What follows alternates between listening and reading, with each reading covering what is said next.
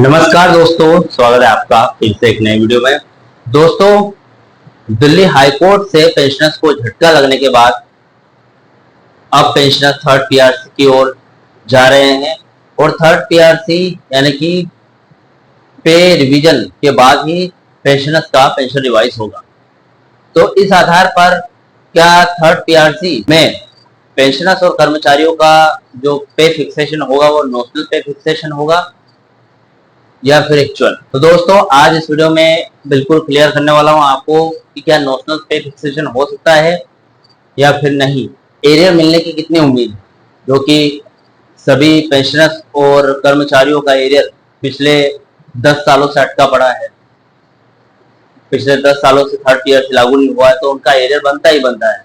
तो इस स्थिति में दोस्तों, क्या थर्ड पीआरसी लागू होने पर कर्मचारियों और पेंशनर्स का एरियर बनेगा या फिर नहीं, पूरी जानकारी आज इस वीडियो में क्लियर बताने वाला हूं आपको। क्योंकि दोस्तों, अभी क्या है, बहुत ही जो पेंशनर्स है वो काफी ज्यादा तकलीफ में है, परेशानी में है। क्योंकि एक तो काफी टाइम से कोर्ट केस लड़ने के बाद उनके हाथ में जीत नहीं लगी है और काफी टाइम हो गया है। तो इसके चलते पेंशनर्स को क्या क्या बेनिफिट्स मिलेंगे, चलिए दोस्तों पूरी जानकारी बताने वाला हूँ। अगर आप मुझसे जुड़ना चाहते हो, बीएसएनएल से जुड़ी हुई खबरें रोज देखना चाहते हो, मेरे चैनल को सब्सक्राइब कर सकते हैं। चलिए दोस्तों, बढ़ाते हैं वीडियो को आगे। देखिए दोस्तों, सबसे पहले देख लेते हैं दिल्ली हाईकोर्ट का जो बड़ा झटका है और आज की स्थिति के हिसाब से। सबसे पहले देखिए दोस्तों, कड़वा सबसे कड़वा लेकिन 100% सच समझ लीजिए दोस्तों। दिल्ली हाईकोर्ट की division bench justice Shri Harishankar और जस्टिस ओम प्रकाश शुक्ला ने 1 जुलाई 2026 को अपना अंतिम फैसला सुनाते हुए केट के पुराने आदेश को पूरी तरीके से खारिज कर दिया था, यानी कि सेट असाइड कर दिया था।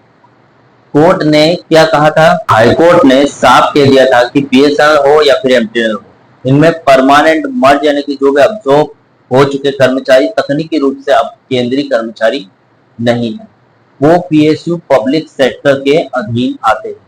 इसलिए वे सीधे तौर पर 7 सीपीसी यानी कि 7वें वेतन आयोग के तहत पेंशन रिवीजन का दावा नहीं कर सकते। ये ऐसा स्पष्ट कह दिया है कोर्ट ने पेंशनर्स को। पेंशन और पे रिवीजन का कनेक्शन अगर इसकी बात करूं तो कोर्ट ने अपने आदेश में साफ कर दिया है कि पेंशन हमेशा आखिरी बार उठाए गए वेतन यानी कि लास्ट पे डाउन से तय होती है। क्योंकि वर्किंग कर्मचारियों का तीसरा वेतन संशोधन थर्ड पीआरसी अभी तक लागू नहीं हुआ है, तो इसलिए बिना पे रिवीजन के अलग से पेंशन रिवाइज करना कानूनी रूप से संभव नहीं है। अब पेंशनर्स का पेंशन रिवीजन पूरी तरीके से कामकाजी कर्मचारियों के थर्ड पीआरसी पर ही डिपेंड कर रहा है। यानी कि अभी बीच में जो पेंशनर्स एसोसिएशन है उन्होंने आवाज उठाई थी कि भले ही कोर्ट में जो पेंशनर्स है अपना पेंशन रिवाइज लिंकिंग का जो कोर्ट केस है वो हार गए, लेकिन उनके पास एक ही रास्ता था, थर्ड पीआरसी से ही वो अपना पेंशन रिवाइज कर सकते थे। लेकिन वहां पर जो उन्होंने एक सवाल खड़ा कर दिया, वहां पर भी पेंशनर्स एसोसिएशन ने अपनी तरफ से एक डिमांड रखी कि भले हमको कोर्ट केस ना मिला हो, अब जब थर्ड पीआरसी के माध्यम से ही हमें पेंशन रिवाइज करवाना है तो यही सही। लेकिन पेंशनर्स चाहते हैं कि पेंशनर्स बोल रहे हैं कि हमें थर्ड पीआरसी के माध्यम से पेंशन रिवाइज कर दो, लेकिन हमारा जो पे रिवीजन है उससे पेंशन रिवीजन को अलग कर दो, ताकि हम पे जो अफोर्डेबिलिटी क्लोज थर्ड पीआरसी के माध्यम से लगेगा वो नहीं लगेगा। ठीक है, आप समझ रहे हैं? मैं ये कहना चाहता हूँ कि जो पेंशनर्स है वो चाहते हैं भले उनका थर्ड पीआरसी के हिसाब से पेंशन रिवाइज हो, लेकिन वो फिर भी पे रिवीजन और पेंशन रिवीजन दोनों को अलग अलग करना चाहते हैं, ताकि इन फ्यूचर भी उनपे अफोर्डेबिलिटी क्लॉज का कोई भी साया ना आए। तो यहाँ पर कोर्ट ने ये कहा है स्पष्ट रूप से कि हम बिना पे रिवाइज किए आपका पेंशन रिवाइज कभी भी नहीं कर सकते। जब तक पे रिवाइज नहीं होगा तब तक पेंशन रिवाइज भी नहीं होगा, स्पष्ट बोल दिया है, यानी कि पत्थर की लकीर। अब ये है, पेंशनर्स के पास एक ही रास्ता है कि भाई आपको पे रिवीजन है, उसी के आधार पर उसी के नक्शे कदम पे चलना पड़ेगा। पे रिवीजन नहीं हुआ तो आपका पेंशन रिवीजन भी नहीं होने वाला कोर्ट के अनुसार। फिलहाल दोस्तों अब जान लेते हैं, चलो ठीक है, इस बार आपका 7CPC के अनुसार पेंशन रिवाइज नहीं हो पाया, कोर्ट केस हार गए, क्या इन फ्यूचर भी आपको 8 पे कमीशन नहीं मिलेगा? देखिए दोस्तों, इसको थोड़ा सा समझ लेते हैं।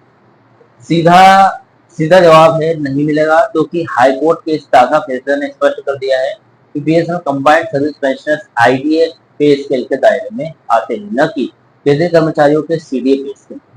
भविष्य का नियम ये है, जब तक आप आईडीए फ्रेमवर्क में है तब तक केंद्र सरकार का 8वां वेतन आयोग यानी कि 8CPC सीधे तौर पर आप पर लागू नहीं हो सकता या फिर नहीं होगा। पेंशनर्स का हर प्रकार का अपडेशन भविष्य अपडेशन भविष्य में सिर्फ और सिर्फ पे रिवीजन कमेटी यानी कि पीआरसी के जरिए ही होगा। यानी 8 पे कमीशन की 27,000 की मिनिमम पेंशन का फायदा तब तक नहीं मिलेगा जब तक सरकार कोई विशेष और अलग का साधारण डिक्री जारी ना कर दे। तो फिलहाल ये है, 8 पे कमीशन में सरकार चाहेगी तभी आप घुस सकते हो, नहीं तो नहीं घुस सकते।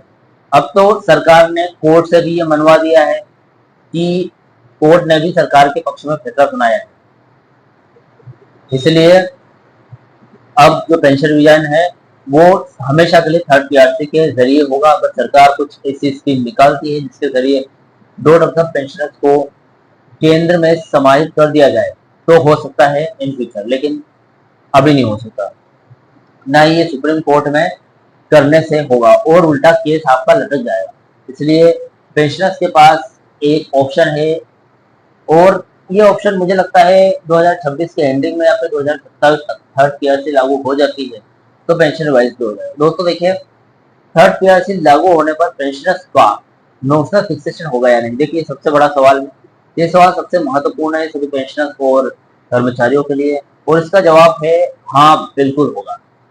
डू नॉट डॉट के पुराने फॉर्मूले और एसोसिएशनों की ताजा मांग जुलाई 2026 के अनुसार पूरा गणित समझिए दोस्तों। देखिए 1 जनवरी 2017 के बाद वालों के लिए नॉमिनल फिक्सेशन, जो कर्मचारी 1 जनवरी 2017 के बाद रिटायर हुए हैं उनकी पेंशन तय करने के लिए नॉमिनल पे फिक्सेशन भी किया जाएगा। यानी 2017 के दिन उनकी बेसिक सैलरी और आईडीए को मर्ज करके काल्पनिक, उस टाइम क्या आईडीए चल रहा था 119.5% चल रहा था, उस टाइम उनकी जो भी सैलरी थी और वो रिटायर होकर पेंशनर्स बने थे यानी कि रिटायर हुए थे और उनकी पेंशन चालू हुई थी, तब से नॉमिनल फिक्सेशन मान लिया जाएगा। उसको मर्ज करके काल्पनिक सैलरी तय करनी होगी और उसके बाद उनके रिटायरमेंट तक मिलने वाले प्रमोशन और सालाना इंक्रीमेंट को जोड़ जाड़ के नॉमिनल आधार पर जितना भी जोड़ते आता है नया पीपीओ पेंशन पेमेंट ऑर्डर जारी कर दिया जाएगा। ये जब होगा, ये तब होगा जब थर्ड पीआरसी लागू हो जाएगी। अब एरियर की क्या उम्मीद है? देखिए दोस्तों, वर्किंग कर्मचारियों और पेंशनर्स दोनों के मामले में सरकार अफोर्डेबिलिटी लॉस यानी कि वित्तीय घाटे का बहाना बनाती आ रही है, इसलिए डॉट पेंशन को थर्ड पीआरसी के तहत रिवाइज तो कर देगा, लेकिन 2017 से लेकर अब तक का पिछला नगद एरियर मिलने की उम्मीद बहुत ही कम है या फिर नील है, या फिर सरकार इसे नील ट्रीटमेंट यानी कि 0% ट्रीटमेंट के साथ सिर्फ पेंशन सुधार करके छोड़ सकती है। हालांकि एसोसिएशन कम से कम 5% ट्रीटमेंट या फिर 15% ट्रीटमेंट के साथ एरियर की किस्तों के लिए दबाव बना रहा है, यानी कि एरियर की किस्तें आपको देनी पड़ेगी और 5 से 15% के बीच में देनी पड़ेगी, ऐसा कर्मचारी या फिर पेंशनर्स यूनियन चाहते हैं। अगले 2 महीनों में यूनियन की सुपर प्लानिंग क्या है, सरकार और मैनेजमेंट को किस तरीके से झुकाएगा थर्ड पीआरसी लागू करवाने के लिए यूनियन। हाई कोर्ट के झटके के बाद यूनियन, जो भी बड़ी बड़ी यूनियन थे, बीएसएनएल, एसएनईए, जो भी बड़ी बड़ी यूनियन थे, सभी ने अपनी जो प्लानिंग है 180 डिग्री तक बदल दी। अब लड़ाई कोर्ट से हटकर सीधे टेबल और सड़कों पर आ गई है, यानी कि अब कोर्ट में कोई समाधान नहीं मिला तो सीधे भाई साहब वही नारेबाजी करनी पड़ेगी। देखिए दोस्तों, जुलाई का ज्वाइंट फ्रंट की अगर बात करूं यानी कि सॉलिडेरिटी की, सभी पेंशनर्स एसोसिएशन और वर्किंग एम्प्लॉय की यूनियन है, उनकी सबकी एक लौती मांग है कि जब कोर्ट ने कह दिया है कि पेंशन रिवीजन पे रिवीजन पर निर्भर है, तो तुरंत बीएसएनएल बोर्ड द्वारा भेजे गए थर्ड पीआरसी के प्रस्ताव को बिना देरी के मंजूरी दे दे। बस यही डिमांड है, लेकिन ये डिमांड बीएसएनएल के घाटे और फायदे से होकर गुजरती है। अब बीएसएनएल फिलहाल घाटे में है तो नहीं हो सकता थर्ड पीआरसी लागू बीएसएनएल मैनेजमेंट के अनुसार।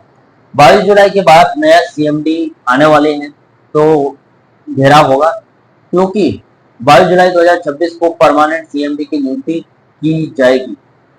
तो प्रक्रिया जो प्रोसेस है वो पूरी हो रही है।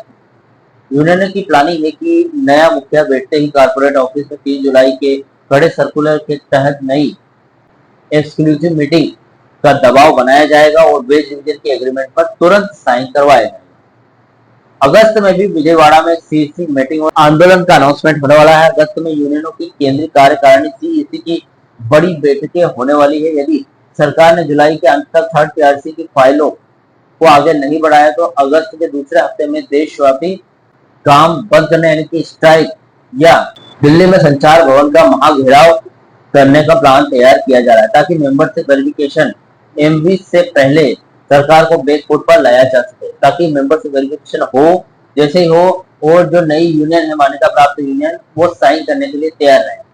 फिलहाल दोस्तों अगली जो भी प्लानिंग है उसकी पूरी जानकारी आज इस वीडियो में आपने जान ली है, और इसी के साथ कितनी उम्मीद है नेशनल पे फिक्सेशन की वो भी मैंने जानकारी दे दी। फिलहाल दोस्तों इस वीडियो में मैंने जो भी बताया उस वीडियो जो भी आपके डाउट है क्वेश्चन वगैरह हो तो मुझे कमेंट बॉक्स में कमेंट कर सकते हैं। वीडियो अच्छा लगा तो वीडियो को लाइक कमेंट जरूर कर लेते हैं दोस्तों। नेक्स्ट वीडियो में सी यू सून।